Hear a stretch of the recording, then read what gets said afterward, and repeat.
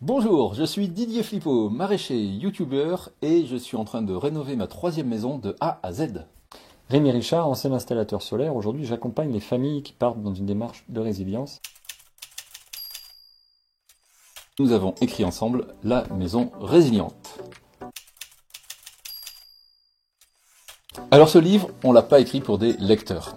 Non, on l'a écrit pour des acteurs, on l'a écrit pour des gens qui ont envie de se bouger, de passer à l'action. Ce livre se veut très pratique.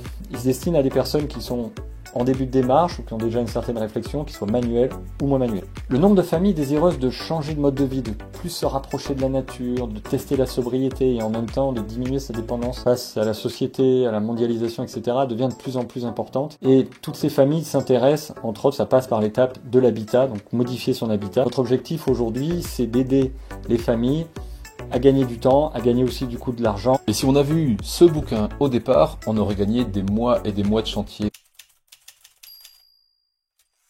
Dans la maison résiliente, on va aborder tous les sujets techniques de la rénovation, par exemple l'eau. Comment la collecter, comment la stocker, comment la filtrer, comment l'épurer. On va prendre en compte aussi le chauffage. Une pompe à chaleur, est-ce que c'est vraiment une bonne idée d'un point de vue écologique, d'un point de vue résilience? Et puis une cuisinière de masse, ou un poêle de masse, ou un petit rocket stove, quelle est vraiment la solution la plus adaptée pour vous par rapport à votre mode de vie, par rapport à votre habitat? Sujet très important, l'isolation. On détaille la plupart des isolants, et puis comment les utiliser au mieux, quelles sont les précautions à prendre pour la mise en œuvre. La partie énergie, l'électricité. Les panneaux photovoltaïques. Puis il y a un sujet qu'on affectionne particulièrement tous les deux, c'est le sujet des low-tech.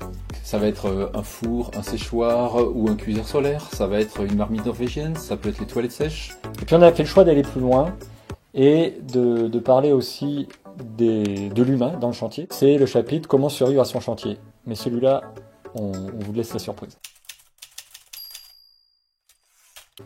Alors oui, le bonus, à la fin, on vous a rajouté un questionnaire qui va vous permettre de vous poser les bonnes questions avant de commencer la rénovation. Par exemple, est-ce que le lieu que vous avez trouvé possède un lieu de stockage? Est-ce qu'il existe une zone froide? Quelles sont déjà vos compétences? Quelles sont les parties où vous pensez pouvoir vous former? D'autres où vous allez faire intervenir des artisans, etc. etc.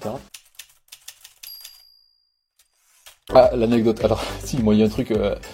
pratiquement, à chaque fois que je suis venu chez toi, il y avait des tranchées. Quand on se lance dans un chantier, on se dit, bon, là, on fait des tranchées pour mettre tout ce qui est évacuation, admission d'eau. On savait pas utiliser les baguettes, évidemment, on s'est mangé le tuyau d'évacuation. Les baguettes de sourcier pour repérer les points d'eau. Une fois qu'on a passé un été, voire 2 étés, on s'est rendu compte que le puits ne suffisait pas, donc il fallait faire une récupération de puits, donc retrancher. Et puis après, on s'est dit, mais effectivement, la phytoépuration, c'est tellement génial, donc retrancher. Et donc, effectivement, notre cours a souvent ressemblé à la bataille de Verdun.